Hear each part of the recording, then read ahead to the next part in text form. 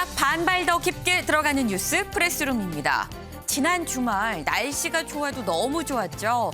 다들 꽃 구경 나가셨다가 사람 구경하고 돌아오진 않으셨나요? 거리 두기가 완화되면서 편의점의 숙취 해소제 매출이 20%가 뛰었다고 합니다. 위드 코로나는 좋은데 과음은 금물입니다. 프레스룸 지금 시작합니다.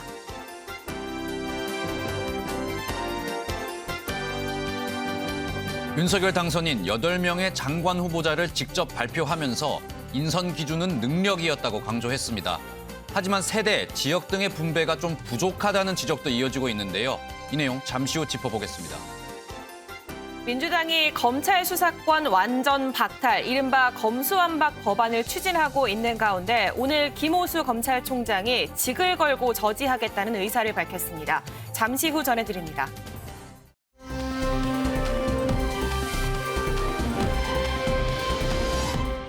날씨부터 알아보겠습니다. 네, 봄의 문턱에 때이른 더위가 찾아왔습니다. 그래도 따사로운 햇살에 이곳 석촌호수의 벚꽃은 분홍빛 물결로 장관을 이룬 모습이고요. 이따금씩 내리는 꽃비에 시민들은 사진 찍기에 여념이 없는 모습입니다. 오늘도 이 고온 현상은 이어집니다. 계속해서 따뜻한 남서풍이 불어오기 때문인데요. 그래도 오늘은 구름이 햇볕에 가려주면서 어제보다는 덜합니다.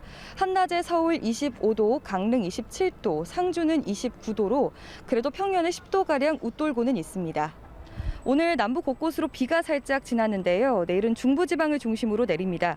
경기 북부와 강원 북부는 낮부터, 중부와 충남은 밤부터 내리겠고 이 비는 모레인 수요일 전국으로 확대되겠습니다. 경북 상주와 문경에는 건조경보가 내려져 있습니다. 그 밖의 지역도 곳곳으로 건조주의보가 유지 중인 데다 산불 소식도 끊이지 않고 있습니다. 불조심해 주시기 바랍니다. 주 후반으로 갈수록 기온은 점차 제자리를 되찾겠습니다. 수요일과 목요일에는 한낮에 15도로 평년 수준을 회복하겠습니다. 이 비가 지나고 나면 전국이 대체로 구름 많겠습니다.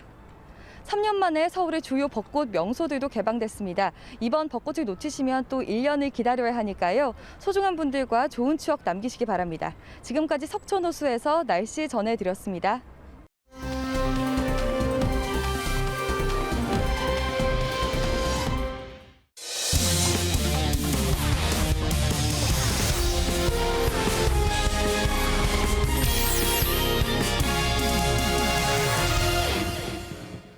네, 즐거운 큐시트웨이 시간입니다. 오늘의 첫 번째 아이템 유호정 기자가 준비했죠? 네, 맞습니다. 제가 준비한 첫 번째 아이템, 윤석열 지역순회 시작, 내일 박근혜 만난다입니다. 윤 당선인 오늘부터 지역순회, 이른바 대국민 업무보고를 시작을 했는데요. 네. 이 선거운동 하면서 꼭 당선해서 다시 찾아뵙겠다라는 약속을 해왔는데 네. 이 약속을 지키기 위한 행보다라고 대변인실은 설명을 하고 있습니다. 이번 주 인선 작업이 한창인데다 이 대통령실 집무실 이전 문제로 현안이 산적해 있는데 이렇게 당선인이 지방 행보를 나서는 건 그만큼 당선인의 의지가 강한 것으로 풀이가 되는데요. 네. 시작은 대구, 경북입니다. 1박 2일 일정인데 일단 오늘은 경북 4개 지역을 방문하는데요. 네. 그중에서도 안동에서 첫 일정을 시작했습니다. 안동하면 이재명 고문의 고향이잖아요. 그러네요. 선거 유세 기간 중에 이 재모체와 같은 곳이다라면서 유달리 강조하던 지역이기도 한데 네. 오늘 이곳 시장을 윤 당선인이 방문했습니다. 직접 보시죠.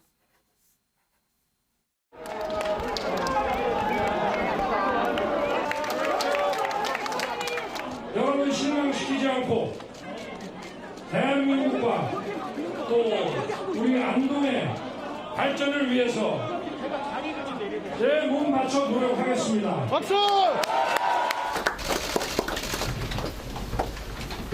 같이 이제 우리 버전을 받아가겠습니다. 예.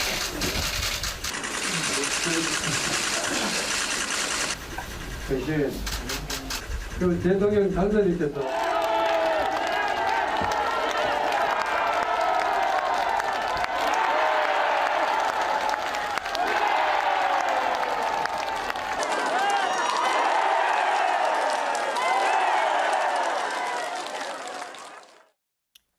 네, 보신 것처럼 안동시장을 방문을 했고요. 네. 이후에 유림을 만났고 그리고 나서 또 상주로 이동을 해서 지금 시장에서 또 상인들 앞에서 시민들 앞에서 이 어퍼컷 세레모니를 하는 모습을 보기도 했습니다. 네. 사실 안동 지역은 이재명 후보의 프리미엄 이다라는 얘기가 나올 만큼 이 대구 경북 지역에서도 이재명 후보의 이 득표율이 좀 비교적 높게 나온 지역 중 하나였는데요. 네. 윤당선인이 오늘 지역 순회 일정에서 처음으로 이곳을 방문을 했고요. 특히나 이렇게 좀 하늘색, 파란 계열의 넥타이를 메고 이제 그러네요. 방문을 했더라고요. 그런데 다만 대변인실에서는 뭐 정치적 해석은 경계하는 듯한 입장이었습니다. 네, 지금 이 윤석열 당선인 대구 경북 지역을 돌고 있는 건데 이 대구 경북 지역 돌면서 내일 박근혜 전 대통령을 만난다라고 공개가 됐어요. 네, 맞습니다. 오늘은 경북 4개 지역을 방문을 하고요. 내일은 네. 박근혜 전 대통령이 현재 머물고 있는 대구로 향하는데요. 본인이 직접 오후 2시나 4시였나 하면서 네. 오후에 박근혜 전 대통령을 만날 일정이 있음을 밝히기도 했습니다. 사실 두 사람의 인연이 참 얽히고 설켜 있습니다. 뭐 과거 국정농단 특검 수사뿐 아니라요. 그 전에 2013년 박근혜 정부가 첫 출범했을 때 당시에 이 국정원 댓글 사건 수사를 맡아서 윤당선인이 수사 외압이 있었다라고 폭로를 한 바 있습니다. 네. 이때 바로 그 유명한 사람에 충성하지 않는다라는 발언이 나오기도 했는데요. 네. 이후에 박근혜 정부 내내 한직을 맴돌다가 최순실 특검의 수사팀장으로 합류를 했고요. 이후에 이 박근혜 정부는 탄핵으로 물러나고 다시 문재인 정부의 검찰총장으로 올라서는 일련의 일들이 있었습니다. 악연이라면 악연인 이 두 사람의 인연인데 이번 네. 만남에서 과연 어떤 얘기를 나눌지 또 6일 지방선거를 앞두고 있잖아요. 이후에 또 만남에서 어떤 메시지를 내놓을지도 관심이 모이고 있고요. 네. 취임 준비위에서 윤석열 당선인의 취임식 때 오늘, 그러니까 내일 만남 이후에 박 전 대통령의 이 참석 여부가 네. 밝혀질 것 같다. 초청을 진행하게 될 것이다라고 밝혔거든요. 아마 내일 만남에서 윤 당선인이 박 전 대통령에게 직접 초청 의사를 물어보지 않을까 싶은 관측이 나오고 있습니다. 네, 지금 이 유호정 기자가 윤석열 당선인과 박근혜 전 대통령의 인연을 얽히고 설킨 인연이다라고 좀 이렇게 얘기를 한 상황입니다. 장현주 변호사님, 사실 이런 얽히고 설킨 인연이 있기 때문에 두 사람이 내일 만나서 약간 겉도는 얘기만 하고 그냥 끝나지 않겠느냐라는 시각이 있어요. 왜냐하면 문 대통령하고 윤 당선인이 만났을 때 분위기는 엄청 좋은데 알맹이가 없이 좀 끝났다라는 지적이 있거든요. 내일 회동도 그러지 않을까 싶은데 어디에 의미를 둬야 될까요? 일단 내일 회동에서 뭔가 정치 현안이나 네. 뭐 어떤 얘기들에 대해서 좀 직접적인 메시지가 나올 가능성은 크지 않다고 보입니다. 아무래도 서로 덕담 수준 정도, 건강을 뭐 걱정하는 그 정도의 이야기들 화기애애한 분위기를 연출할 것 같고요. 네. 사실 이 두 사람의 만남 자체는 두 사람의 어떤 정치적인 이해관계가 맞아들었기 때문에 좀 성사된 것으로 봐야 될 것 같습니다. 아무래도 윤석열 당선인은 이제 문재인 정부에서 임명된 이제 검찰총장 출신으로 이제 대통령이 되었기 때문에 박근혜 전 대통령과의 구원을 푼다면 또 보수 진영으로부터 좀 더 인정받을 수 있는 또 그런 부분을 정치적으로 노릴 수가 있을 것 같고요. 박근혜 전 대통령 같은 경우에는 아무래도 본인의 정치적인 명예 회복을 가장 우선시하고 있기 때문에 그 첫 단추로 좀 생각할 수 있을 것도 같습니다. 근데 다만 네. 저는 이제 지방선거를 앞두고 국민의힘 입장에서는 저런 행보들이 부담이 될 수밖에 없을 것 같은데요. 네. 왜냐하면 지금 유영아 변호사, 그러니까 그 대구시장 후보로 나온 유영아 그 후보에 대해서 박근혜 전 대통령이 직접 지지 유세를 지지를 하시는 영상을 지금 나왔기 때문에요. 사실 그렇게 본다면 이제 국민의힘에서 그동안 탄핵의 강을 건너왔다라고 이제 얘기를 했었었는데 다시 탄핵의 강을 이번 선거를 통해 마주하는 거 아니냐라는 우려가 생길 수밖에 없을 것 같습니다. 그러면서 또 윤석열 당선인도 지금 박근혜 전 대통령과의 관계를 어떻게 설정해야 되는지를 사실 내일 물론 만남으로 풀어나가겠지만 네. 그것도 쉽지 않은 일일 것이고 그리고 유영아 그 후보의 어떤 행보에 따라서 이제 그 건넜다고 생각했던 그 탄핵의 강을 다시 한번 마주한다면 국민의힘 입장에서는 좀 굉장히 공교로운 사건이 될 것 같긴 합니다. 네, 이 내일 두 사람이 만나서 어떤 분위기로 무슨 얘기를 하고 만난 뒤에 무슨 얘기가 나오는지까지 좀 꼼꼼하게 살펴볼 필요가 있어 보입니다. 지금 보면 윤석열 당선인 전국 순회도 시작을 했고요. 내일은 박근혜 전 대통령도 만나고 뭐 주말 동안 일부 내각 인선도 발표를 했습니다. 지금 뚜벅뚜벅 한 발 한 발 걸어나가고 있는 그런 상황인데 이런 가운데 오늘 아침에 이 지지율 여론조사가 나왔습니다. 그래프를 좀 같이 보면서 얘기를 해볼까요? 이 지지율 여론조사를 좀 같이 보게 되면 지금 아마도 취임하면 잘할 것이다. 라는 얘기가 50.4% 그리고 아니다 못할 것 같다라는 응답이 45.3%로 지금 나와 있는 상황입니다. 격차가 5.1%포인트, 뭐 격차가 크진 않지만 이 오차 범위 밖의 수치긴 하죠. 근데 여론조사는 항상 제가 강조하는 게 추이가 중요하다. 일주일 전이랑 비교하면 상승세로 바뀐 게 이 뭐 유효한 의미가 있다거나 할까 이 얘기를 말씀드릴 수 있을 것 같은데 은영미 위원님. 네. 이게 상승세로 일주일 전에 비해서 상승세로 바뀌게 된 요인이 있다면 뭐가 있을까요? 일단 지난주에는 갈등 요소가 없었잖아요. 네. 용산 집무실 이전이 사실은 그 지지율을 초반에 깎아먹는 가장 큰 이유이기도 했는데 네네. 그 부분이 어쨌든 현 정부, 좀 문재인 정부가 예비비를 승인해주면서 뭐 제대로 마무리할 수 있도록 도와줬고 그런 네. 측면에서 측면에서 보면 지난주에는 특별히 갈등 요인이 없었고 윤석열 당선인도 네. 내각 인선 기준에 이제 초점을 맞췄던 그런 기간이 아니었나 싶어요. 그러나 문제는 일단은 크게 이제 조금 올라왔지만 그래도 여전히 50% 초반이라는 거잖아요. 네. 그래서 이제 스킨십 행보를 보이는 건데 예를 들면 어제도 뭐 깜짝 해가지고 자기 초등학교 대중초등학교 토요일에. 네, 거기 초등학교에 가가지고 네. 뭐 사인도 해주고 뭐 했더라고요. 네. 그러니까 스킨십을 굉장히 늘리는 이유가 낮은 지지율을 사실 회복하기 위한 이런 물론 소통을 하겠다는 의지도 있지만 이런 차원도 있다고 봐야 됩니다. 그래서 오늘부터 지역 순회에 나가는 것도 있잖아요. 네네. 일단 내일 박근혜 전 대통령을 만나는 거를 비롯해서 지역 순회 일정을 쭉 하는데 이것도 역시 사실은 대선 캠페인이 연장되는 것과 같은 효과를 노리고 있어요. 그러니까 지지율이 낮기 때문에 네. 계속 이제 대선 과정에서 어떤 캠페인을 지속적으로 하면서 지금 스킨십을 통해서 낮은 지지율을 끌어올려보겠다. 이런 차원도 있다고 봐야 되겠죠. 그런데 문제는 이렇게 직접 국민들과 접촉하면서 물론 한 번 얼굴 보고 인사하면은 욕하기 쉽지 않습니다. 그런 건 있지만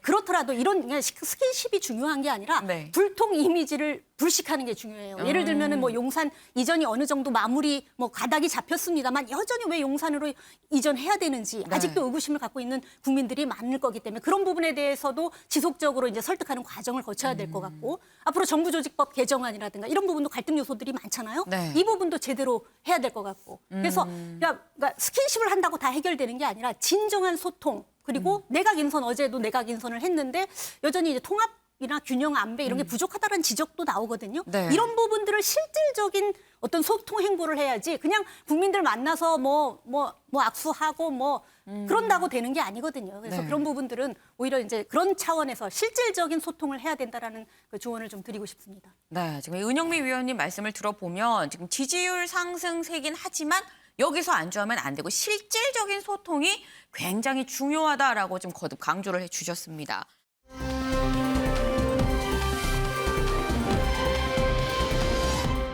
다음은 김현 기자가 준비했네요. 네, 그렇습니다. 제가 준비한 아이템은 이 새 인물 3040 호남이 없다입니다. 윤석열 정부의 1차 내각 발표 소식 좀 전해드리려고 하는데요. 네. 윤석열 당선인 어제 당선 한 달 만에 이 자신과 함께할 8명의 장관 후보자를 직접 발표했습니다. 이 기자회견장에 직접 나타나서요. 한 명 한 명씩 이렇게 소개를 하는 모습이었는데요. 네. 어제 발표 모습부터 함께 보시겠습니다.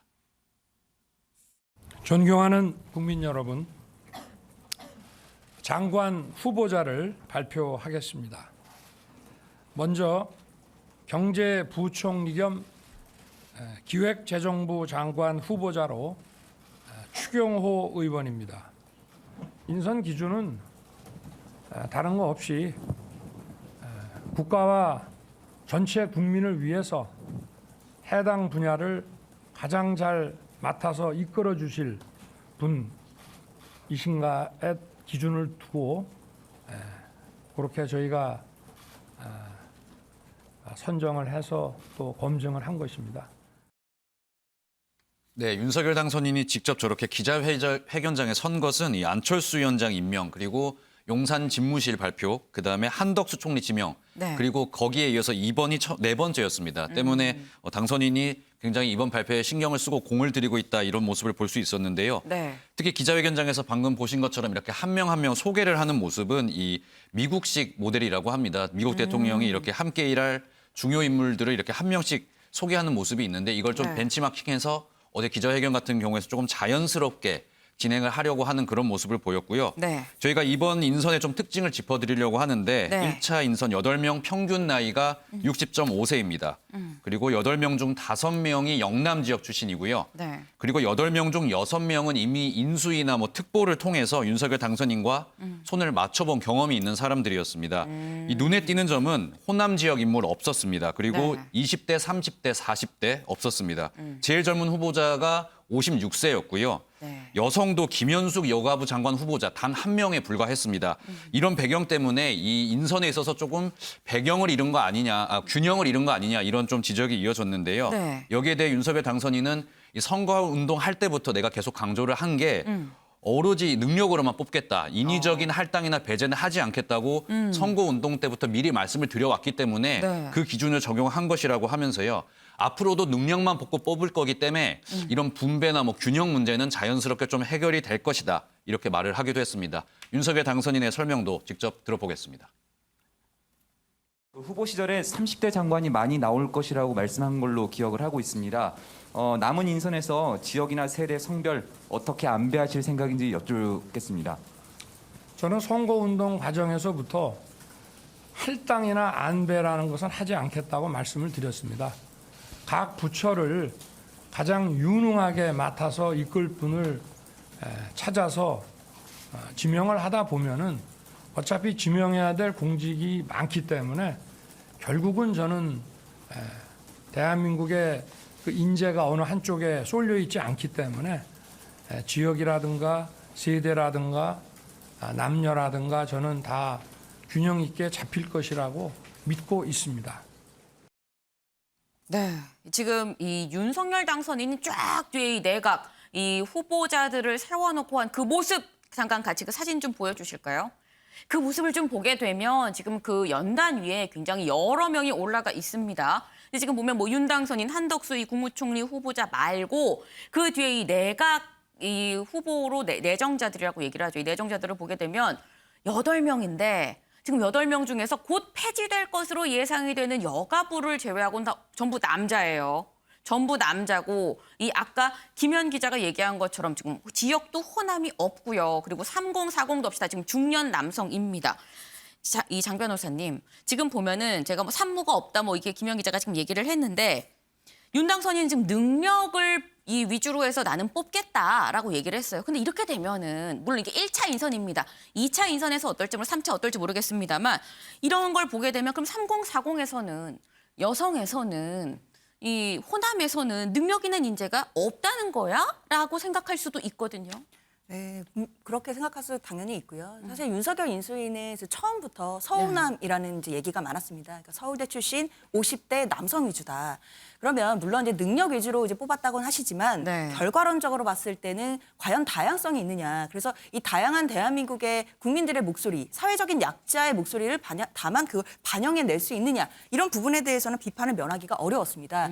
그리고 또 윤석열 당선인이 이제 대선 과정에서 30대 뭐 장관도 여론 나올 수 있다. 이런 식으로 네. 좀 그 정치적으로 이제 메시지를 젊은 층들에게 또 소구하는 메시지를 많이 던지셨는데 사실 지금 인선이 나오는 것을 본다면 한덕수 후보자 같은 경우에도 뭐 70대가 넘는 네. 그 최고령급의 거의 총리 후보자이죠. 그렇다면 그동안 얘기해왔던 얘기들과는 조금 좀 역행하는 부분들이 좀 있는 부분이고 그리고 이제 능력주의도 물론 중요합니다. 근데 이제 능력주의가 자꾸 너무 흐르다 보면 이제 이른바 이제 소수 엘리트주의가 될 수 있거든요. 그렇게 하다 보면 이제 소수의 엘리트들끼리 모여서 이제 국민들의 어떤 이야기들을 경청하지 않고 본인들끼리만 정하게 되는 이제 그런 또 엘리트주의의 좀 단점들이 나올 수 있는데 이 부분은 또 이제 어떻게 본다면 민주주의 원칙과는 또 반하게 흘러갈 수 있다라는 부분을 좀 반드시 고려해 주셔야 될 것 같습니다. 네, 지금 이 우려되는 부분을 좀 이 지적을 해주셨습니다. 근데 이 제가 산무라고 이 말씀을 드렸죠. 근데 이 산무 말고 이 부분도 사실 안 보입니다. 은영미 위원님. 네. 지금 보면은 발표된 사람 중에서 안철수 위원장 사람이다라고 얘기할 수 있는 사람이 없는 것 같아요. 그렇죠. 원래 인수위원 24명 중에서 8명이 안철수계였거든요. 네. 3분의 1 정도로 들어갔어요. 단일화를 하긴 했는데 아무래도 네. 지지율 차이가 있었으니까 3분의 1 정도의 지분을 준 것 같아요. 그렇다면은 장관이 지금 어제 8명 발표되고 이번 주에 한 10명 정도 또 추가로 발표된다고 하면 18명 정도라고 예상을 했을 때 네. 3분의 1로 하면은 한 3, 7, 20, 3, 6, 18 돼가지고 한 6명은 되는데 네. 장관 인수위원은 좀 많으니까 그렇다 치고 장관으로 하면 최소한 2~3명은 넣어줘야 되는 거잖아요. 근데 어제 8명 중에 단 1명도 나오지 않았어요. 더구나 네. 어제 그 가장 입각 가능성이 높다고 말한 이거 거론된 사람이 이태규. 맞아요. 지금 기획조정 분과의 인수위원으로 들어가 있는 이태규 의원하고 네. 또 하나 신용현 인수위 대변인이 안철수계 사람이거든요. 네네. 이 2명은 아마도 내각에 입각할 것이다. 이렇게 봤는데 원래 이제 이 이태규 그 인수위원 의원이 거론되는 분야가 거론되는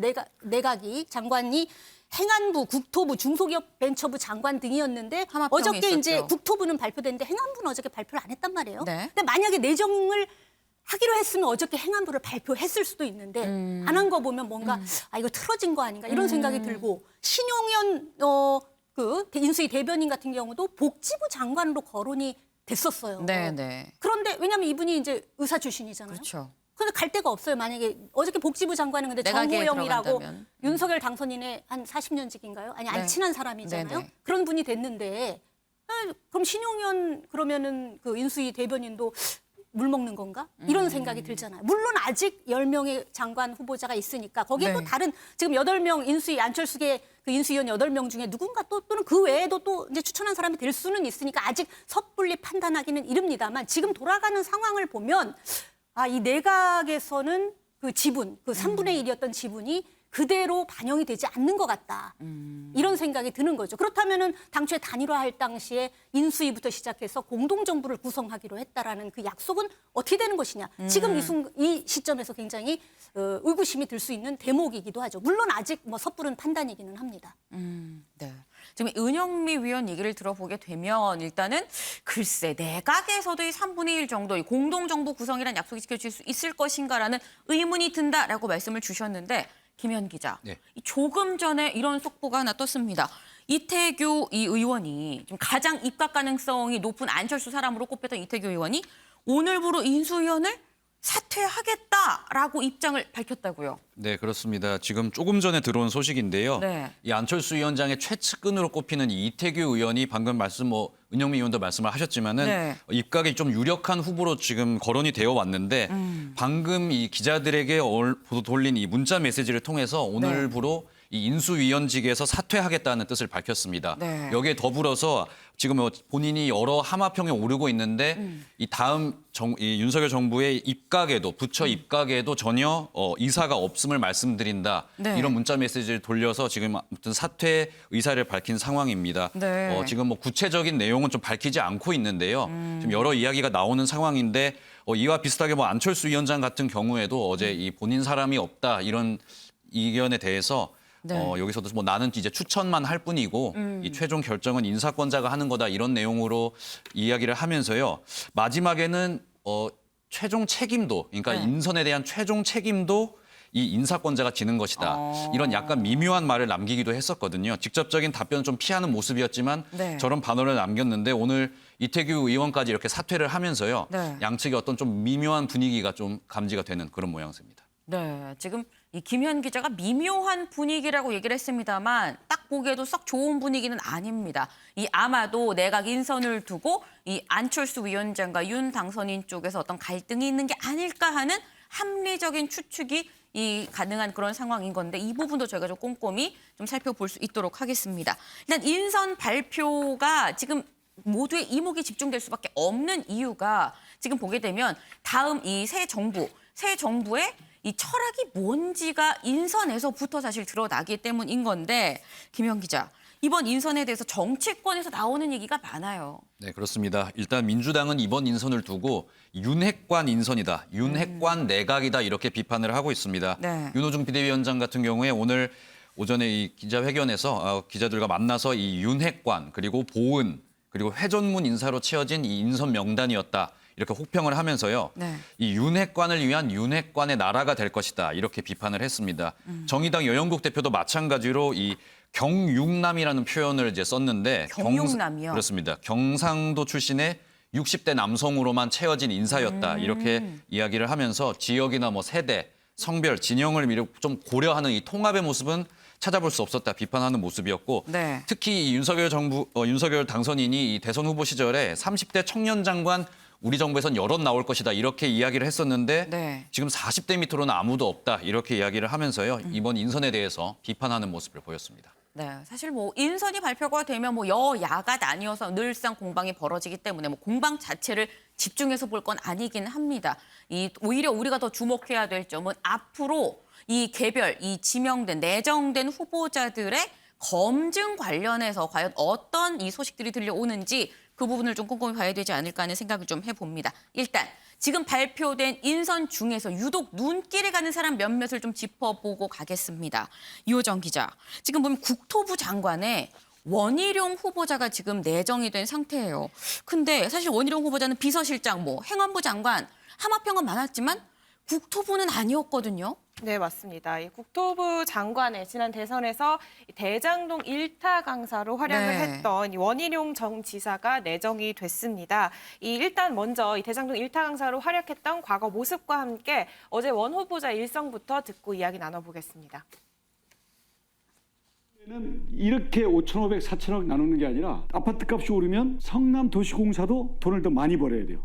근데 몰아주기 규정을 만들어요. 누가 만들었냐? 성남도시개발공사 본부장인 유동규. 유동규가 이재명의 장비다. 이런 이야기들이 많이 나옵니다. 여기에 대해서 당시에는 아무런 반론도 없이 이걸 자화자찬하는 식으로 홍보를 다 해놓고 이번에 유동규가 화천대유의 비리의 핵심 고리로 지목되니까 측근 아니다. 산하기관 직원의 한 명일 뿐이다. 이렇게 오리발 내몰고 있는데 국토교통부 장관 후보자에는 원희룡 전 제주지사입니다. 3선 국회의원을 지냈고 2차례 제주지사를 지내면서 제주형 스마트시티, 스마트 그린 도시 등 혁신적인 행정을 펼친 분입니다. 특히 공정과 상식이 회복되어야 할 민생 핵심 분야인 부동산 정책에 대한 이해가 높은 분입니다. 정부 역량을 집중해야 되는 일은 우리 서민과 중산층의 주거를 안정시키고 꿈을 잃은 젊은 세대의 미래의 꿈을 가질 수 있게 하는 일이라고 생각합니다. 네, 방금 보신 것처럼 대장동 1타 강사, 대장동 저격수로 활약하기는 했습니다만 이 네. 부동산 관련 공직을 맡은 경험은 없는데요. 네. 이 때문에 어제 인선 중에 가장 깜짝발탁이다라는 평가가 많았던 상황입니다. 다만 제주지사를 거치면서 행정력을 갖췄다는 점, 네. 또 여소야대 전국에서 이 부동산 정책을 실현하기 위해서는 여당과 민주당과의 협조가 필요하다는 점에서 이 원전지사, 원 후보자가 이 능력을 발휘할 것이다라는 기대도 일각에서는 나오고 있는 상황입니다. 특히나 공정과 상식이 필요한 부동산 문제라는 점을 윤 당선인이 언급하기도 했는데요. 네. 국토부는 이 새 정부의 성패를 사실상 가를 이 부동산 문제를 다루는 곳이잖아요. 그렇죠. 그런 만큼 과거 이제 원전 지사가 원 후보자가 경선 과정에서 부동산 문제에서 남달리 목소리를 높여왔던 점이 또 주목을 받고 있습니다. 특히나 제주지사로 내려갈 때 8억에 팔았던 목동 아파트가 네. 26억이 됐다. 3배가 올랐다면서 굉장히 속이 쓰리다라고 얘기를 하기도 했는데요. 그러면서 이제 부동산 문제를 강하게 비판을 했습니다. 저희 프레스룸에서도 관련 얘기를 한 적이 있는데요. 이 얘기도 같이 들어보시죠. 본인 목동 아파트 팔고 나서 실거래가 본 적 있으신가요? 저는 뭐 그거 봐야 속상하니까 안 봤는데 최근에 봤더니 그때 8억인가에 팔았는데 지금 호가인데 뭐 25억 간다는 얘기가 있더라고요. 네. 속이 쓰리죠. 정부가 집값을 잡겠다. 부동산 정책 25번이나 나오는 거 보면서 야 우리까지 저게 편성하면 어떡하냐. 우리까지 연끌하면 어떡하냐라고 나름대로 정부를 믿고 따랐던 수많은 사람들, 특히 많은 남편들이 그것 때문에 지금은 완전히 설 자리가 없는 이 현실이 너무나 슬픈 현실이죠.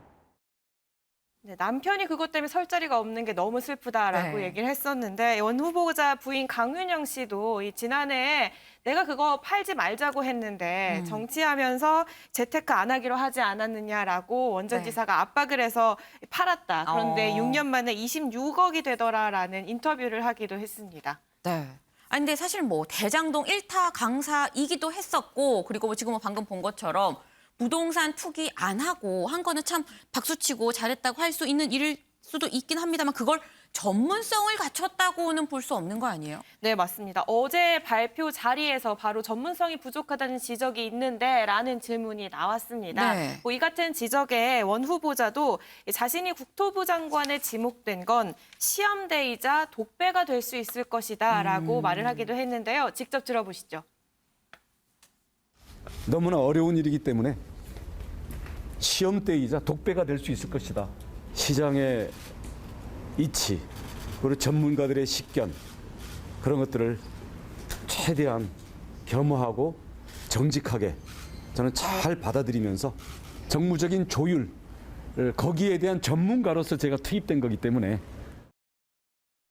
네, 어제 일각에서 제기되는 이 전문성 우려에 대해서 당선인의 강력한 의지를 정치적으로 관철시켜 나갈까에 대한 부담이 크지 전문성에 대한 염려는 하지 않는다라고 얘기를 했는데요. 오늘 다시 한번 이렇게 시험대이자 독배가 될 것이다라고 얘기를 하면서 네. 이 전문가들의 의견을 반영하고 이 실제로 현안과 정책과의 괴리감을 좀 좁혀 나가겠다라는 의지를 밝히기도 했습니다. 네, 지금 이 원전지사가 지금 내정이 된 거는 글쎄요, 전문적인 지식보다는 오히려 정치적인 이 관철이 더 중요하다라는 이런 차원에서 지금 내정이 된 게 아닌가 싶은데 장 변호사님, 사실 문재인 정부에서 정치인인 김현미 이 당시 장관이 임명이 됐었는데 부동산 정책이 실패했습니다.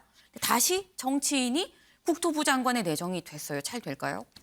일단은 사실 뭐 잘 하기를 바랍니다. 당연히요. 그 부동산 정책이 정말 중요하고 네. 우리 사회의 가장 뜨거운 감자기 때문에 이 문제 해결이 돼야 되는 건 당연합니다. 근데 우리가 지난 선거를 한번 생각해 본다면 대선 과정에서 국민의힘과 윤석열 당선인 같은 경우에 그 부동산 정책의 실패를 두고 네. 정권 교체에 이제 근거로 삼아서 엄청난 공세를 퍼부어왔거든요. 이제 공수가 정확하게 변경이 되는 상황이 왔습니다. 네. 그렇다면 윤석열 당선인 입장에서는 아무래도 이 공수에, 즉 민주당의 어떤 공세를 받아낼 그 국토부 장관의 어떤 적임자로 어느 정도 정치적인 조율을 할 수 있는 원희룡 후보자를 내세운 것 같기는 합니다. 사실 그렇게 생각한다면 저는 이제 국민의 한 사람으로서 아쉬운 것은 그렇다면 국토부 장관이 해야 될 일은 이제 지금 어쨌든 부동산 정책이 실패해서 많은 분들이 어려움을 겪고 계신데 네. 그 부분을 어떻게 해결할지 그 전문가를 통해서 그동안 계속 윤석열 당선인이 해오던 말씀 아닙니까? 능력, 그다음에 뭐 실력. 그런 것들로 인해서 공정하게 뭐 자리에서 잘할 사람들을 머리를 빌려서 이제 자신이 정치를 하겠다라고 했는데 사실 그런 전문성이 원희룡 후보자에게 있느냐에 대해서는 이제 국민 여러분들께서 좀 실망하실 수는 있거든요. 앞으로 이 국토부 장관의 역할은 이제 독배라고 표현하셨는데 정말 어려운 자리가 될 겁니다. 근데 그 자리에서 뭐 민주당의 공세도 있을 것이고 그 부분을 본인이 부족한 전문성을 또 다른 전문가들을 통해 또 메워나가면서 이제 정치적 조율을 잘 하셔야 될 텐데 아무쪼록 좀 잘 해내시기를 또 정말 간절히 바라겠습니다. 네, 윤 당선인이 원희룡 전 지사한테 한 얘기, 이게 시험대이자 독배가 될 수가 있다라고 한 얘기가 굉장히 좀 뼈가 있어 보입니다. 그러니 국토부 장관 말고 또 눈길이 가는 자리가 있습니다. 바로 이 곧 폐지되는 거 아니냐라고 생각이 됐었던 여가부 장관의 자리인 건데 여기 지금 김현숙 전 의원이 지금 내정된 상태죠. 유호정 기자.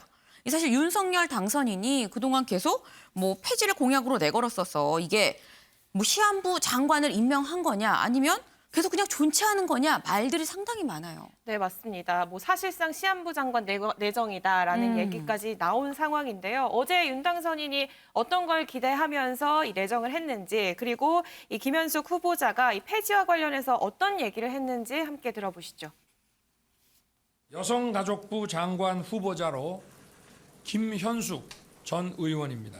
처음부터 저와 함께 공약의 밑그림을 그려온 만큼 공약을 충실히 이행하면서 인구 대책과 가족 정책을 중점적으로 다뤄나갈 것을 기대합니다. 어떤 새로운 시대에 맞게 그다음에 그 젠더 갈등이나 아니면 세대 갈등이나 이런 것들을 다 우리가 풀어낼 수 있는 이제 가족도 1인 가구도 있고 굉장히 다양한 가구가 있으니까 그런 문제들을 새로운 시대에 맞게 만들어 가면서 그다음 미래를 열 수 있는 그런 새로운 부처로 갈 수 있도록 충분한 의견을 수렴할 예정이기 때문에 언제 그 부처에 대한 개편이 될지에 대해서 지금 말씀드리는 건 좀 이르지 않을까 그렇게 생각이 됩니다. 네, 언제 부처 개편이 가능할지에 대해서는 좀 이른감이 있다라면 지금 말씀드리긴 어렵다라면서 좀 신중한 반응을 보였는데요. 다만 국민의힘에서는 여가부 폐지는 명확하다라면서 입장을 분명히 하고 있는 상황입니다. 뭐 이런 상황이다 보니 사실 여소야대 전국에서 여가부 폐지 이 공약처럼 쉽지 않다라는 상황이잖아요. 네. 그래서 SNS에서 2030 남성들의 반응이 엇갈리더라고요. 이미 이제 뽑혔으니 이 정책 실현은 뒷전이다. 결국에 이렇게 예전 정치인을 답습하는 거 아니냐라는 비판이 있는 반면 그래도 윤당선인이 말한 대로 공약을 지킬 거다라는 이런 믿는 반응들도 있었습니다. 특히나 여소야대 전국에서 불가피하다라는 이런 얘기를 하고 있는데 이에 대해서는 이 선거 전에도 그 상황은 알지 않았느냐. 그런데 같은 핑계만 대면서 결국에 폐지가 이루어지지 않을 것이다라는 반발도 나오고 있는 상황입니다. 네, 은영미 위원님. 네. 지금 상황을 보면은 저는 이 김현숙 후보자가 참 마음이 심란하겠다라는 생각이 듭니다. 일단 시한부 장관일 것 같기도 하고요. 네. 그리고 지금 여가부의 마지막 장관이 되는 거예요, 본인이. 이제 인사청문회 나가면 내가 앞으로 우리 부처를 어떻게 하겠습니다가 아니라 앞으로 어떻게 잘 없애겠습니다를 설명해야 되는 참 이제 아이러니한 상황에 놓인 거 아니겠습니까? 네, 원래 이제 그 김현숙 지금 내정자죠. 네. 여가부 장관 내정자. 네. 대선 과정에서 가족 정책이라든가 보육 정책과 관련해서 윤 당선인의 공약의 밑그림을 그려왔던 사람이에요. 그러니까 네. 지금 그러니까 대선 과정에서부터 인수인 지금 정책 특보였는데 계속 이제 호흡을 맞춰왔단 말이에요. 가족 네. 정책과 관련해서. 그런데 이제 중요한 거는 폐지될 여가부의 장관 후보자로 나왔기 때문에 네. 일단은 흘러나오는 얘기, 일단 조직 개편 시기는 늦춰졌지만 네. 폐지는 확실하다라는 얘기가 계속 나오고 있거든요. 그쵸. 뭐 당에서도 그렇고 윤당선인 측에서도 인수위 쪽에서 나오고 있고. 그런데 김현숙 내정자를 좀 살펴보면 이게 2012년도에 19대 의원 비례대표로 나왔는데 원래 이제 복지 전문가예요. 그 당시에 근데 복지위원회 위원을 하기도 했지만 여성가족위원회 간사 등을 지냈습니다. 네. 당시 어떤 정책을 펼쳤냐면은 그 당시에 여가부 장관의 자료 제출 요구권을 강화하면서 성별 영향 분석 법을 개정하자. 한마디로 성평등 정책이 굉장히 일조를 했던 사람이에요. 그리고 지역구에서 선거에서 여성 30% 공천 의무화를 골자로 하는 공직선거법 개정안도 발의를 했던 분입니다. 한마디로 네네. 여성의 성평등과 관련해서 굉장히 목소리를 냈던 사람인데 네. 근데 이번 정권에 와서는 여가부 폐지를 진두지휘하는 그러니까요. 부처의 장관이 된 거잖아요. 그때 생각과 이때 생각은 좀 다른 건지 전 잘 모르겠고 학자들 이분은 이제 어떻게 보면은 정부라든가 정치권에 몸을 달았지만 기본적으로 학자 출신이거든요. 네. 그러면 곡하가세를 하면 안 되는 거거든요.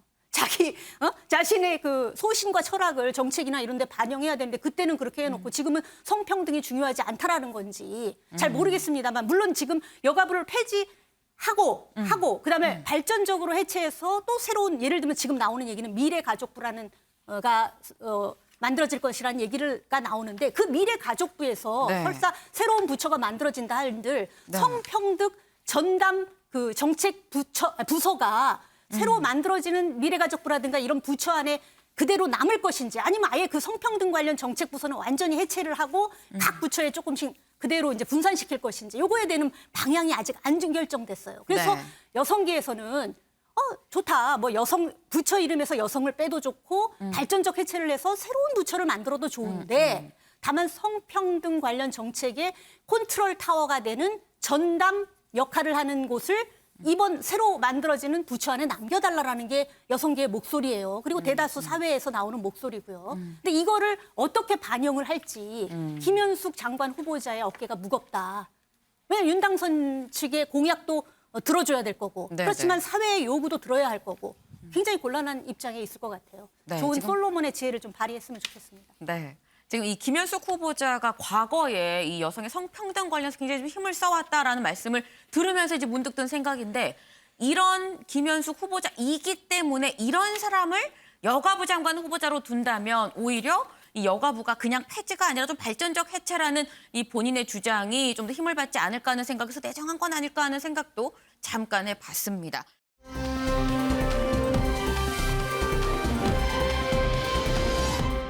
다음 소식 이호정 기자가 준비했네요. 네, 맞습니다. 제가 준비한 아이템 민주당 검수완박 가속, 검찰 집단 반발입니다. 이 민주당은 검찰의 수사권을 완전히 박탈하는 이른바 검수완박 법안 처지를 강행하려는 의지를 보이고 있고요. 여기에 검찰이 반발하면서 갈등이 최고조에 이르고 있는 상황입니다. 오늘 오전 대검찰청에서는 전국 검사장 회의가 열렸는데요. 여기서 김호수 검찰총장의 모두 발언을 공개하고 이례적으로 검찰 입장을 직접 밝혔습니다. 어떤 얘기 했는지 들어보시죠. 검찰이 수사를 못하게 되면 범죄자는 제대로 처벌되지 않고 피해자의 고통은 늘어납니다. 만약 검찰 수사 기능이 폐지된다면 검찰총장인 저로서는 더 이상 직무를 수행할 아무런 의미가 없습니다. 저는 직에 연연하지 않겠습니다. 어떠한 책임도 마다하지 않을 것입니다. 저와 대검은 여러분들의 뜻을 모아 사력을 다해 국민을 위한 형사사법 제도를 지키겠습니다. 감사합니다. 네, 들으신 것처럼 주목할 건 이 사퇴 가능성까지 직접 시사한 상황인데요. 네. 이렇게 검찰의 수사권이 폐지되면 본인의 검찰총장에 머무를 이유가 없다라면서 직을 걸고 이 법안 처리를 저지할 의사를 시사한 상황입니다. 네, 지금 보면 김호수 검찰총장마저 지금 이 검찰 좀 집단 반발에 나서고 있는 상황인 건데 여기에 박범계 법무부 장관이 맞대응했어요. 네, 맞습니다. 이렇게 검찰의 집단 반발에 대해서 박범계 장관이 이 비판의 목소리를 냈는데요. 특히 또 권성동 원내대표가 최근에 이와 관련해서 굉장히 수위 높은 발언을 하고 있는데 네. 여기에 대해서도 한마디를 했습니다. 권성동 원내대표의 목소리와 함께 박범계 장관 입장까지 직접 들어보시죠. 이 검수완박법이 국회를 통과하게 되면은 각종 권력형 비리, 부정을 포기하겠다는 것과 마찬가지입니다. 그리고 특정인과 민주당이라는 내의 핵심 인사들 그리고 민주당에 대한 검찰 수사를 완전히 막겠다는 것입니다. 법무부 장관이 어떤 역할을 하기에는 너무 제 입지가 좁아졌습니다. 문제의 본질은 검찰 수사의 공정성의 문제라고 저는 생각합니다. 국민의힘 원내대표께서 그분 윤핵관이라는 분 아닙니까? 검찰 출신이고요. 검수완박을 가리켜서 대통령을 보호하기 위한 것이다. 그러면 검찰로 하여금 정치 보복을 하겠다는 것인가? 저는 그렇게 묻지 않을 수 없습니다. 네, 이 박범계 법무부 장관 지금 정치 보복을 하겠다는 거냐라고까지 지금 얘기를 했습니다. 사실 이 검수완박이라는 말의 원조는 윤석열 당선인이었죠. 이 윤석열 당선인이 총장 시절에 검수완박은 부패 완판이다. 이 부패가 완전히 판치는 세상이 될 거다라고 이런 얘기를 했었었는데 이호정 기자, 윤석열 당선인 지금은 뭐라고 합니까? 네, 당시에 검수완박에 크게 반발하면서 사퇴를 했었고 그리고 후보 시절 이 선거운동에서도 이와 관련해서 굉장히 비판의 목소리를 높여왔습니다. 그런데 현재 이 당선인 신분으로는 여기에 대해서 직접적인 목소리를 내지 않고 있습니다. 좀 선을 긋는 모습인데요. 직접 들어보시죠. 나는 이제 검사 그만둔 지 오래된 사람이고 그리고 형사사법제도는 법무부하고 검찰하고 뭐 이렇게 해서 하면 되고 나는 국민들 이제 먹고 사는 것만 신경을 쓰랍니다. 네, 형사사법제도는 법무부와 검찰이 하면 되는 일이다. 나는 국민들 먹고 사는 문제에 신경 쓰겠다라면서 좀 거리를 두는 듯한 모습입니다. 오늘 인수위에서도 내일 민주당 입총을 앞두고 윤석열 당선인의 입장을 묻는 기자들 질문이 이어지자 네. 검수완박에 대한 입장 표명은 없다라고 밝히기도 했습니다. 네, 지금 인수위에서도 입장 표명을 딱히 하지 않고 있습니다. 은영미 위원님. 네. 이 검수완박을 처음에 띄운 거는 윤석열 당선인 총장 때였었는데 지금 나는 먹고 사는 문제만 집중하겠다라는 게 이 공식적인 입장이에요. 이거 어떻게 해석해야 될까요? 일단은 원래 저 윤 당선인의 검찰 개혁 공약이 뭐예요? 강화예요. 검찰권 강화. 네. 지금 민주당, 즉 한마디로 문재인 정부가 거꾸로 가겠다는 거거든요. 수사지휘권 폐지, 법무부 장관의 수사지휘권을 폐지하겠다. 검찰에 예산권을 주겠다. 그리고 검경 수사권을 다시 또 재조정하겠다. 이런 것들인데 그런데도 불구하고 지금 검수완박을 다시 민주당이 문재인 정부 임기 내에 추진하겠다고 하는데도 이상하게 윤석열 당선인이 거리를 두고 있죠. 네. 이유가 있어요. 왜 그러냐면 여기서 이제 만약에 입장 표명을 한다든가 해버리면은 민주당의 그 검찰공화국 공격 프레임에 휘말리는 거거든요. 그러면 앞으로 이제 그 현 검찰이 지금 윤 당선인이 이제 새 정부가 들어서서도 검찰이 전 정권에 대한 수사를 하면 아무리 시스템에 대한 수사를 하더라도 저거 정치 보복이다. 이 프레임에 걸릴 수밖에 없기 때문에 네. 여기서 일단 당선인은 거리를 두는 거예요. 어차피 공약도 나중에 이제 국회에서 처리를 해야 되는데 네. 그러고 대신 이제 민주당에 맞서서 당선인과 인수위는 거리를 두고 국민의힘에서 하고 있죠. 이게 도대체 문재인 정부 인사라든가 이재명 전 후보 부부를 에 대한 수사를 막기 위한 그런 차원 아니냐. 한마디로 방패막이로 검수완박을 추진하는 거 아니냐 하면서 국민의힘에서 목소리를 높이고 있는데 문제는 국민의힘이 힘이 없어요. 172석의 민주당이 밀어붙이면 만약에 정의당과 합 공조를 해서 밀어붙이면 그냥 당하는 거거든요. 그래서 네. 국민의힘도 지금 상황에서 할 수 있는 거는 네. 여론전에 기대는 수밖에 없고 지방선거가 6월이잖아요. 그러니까 민주당이 무작정 밀어붙일 수만도 없는 상황이고 내일 의원총회를 한다고 합니다. 여기서 네. 검수완박 법안 처리를 어떻게 할지 아마도 결정이 날 것 같은데요. 이 검수완박 국면에서의 중대 분수령이 될 것 같습니다. 네, 오늘의 탑 기사를 좀 정해 볼까요? 오늘의 탑 기사, 이 검찰의 수사권 완전 박탈, 검수완박, 여기에 검찰이 집단 반발하고 있죠. 그리고 방금 말씀처럼 내일은 민주당에서 당론으로 이 여부를 이제 정할 예정이라고 합니다. 아마도 내일 사안이 더 커질 것 같은데 저희는 반발도 앞서가는 더 깊게 들어가는 프레스룸이죠. 이 향후 더 치열한 공방이 예상되는 만큼 검수완박 공방을 오늘의 탑 기사로 결정하도록 하겠습니다.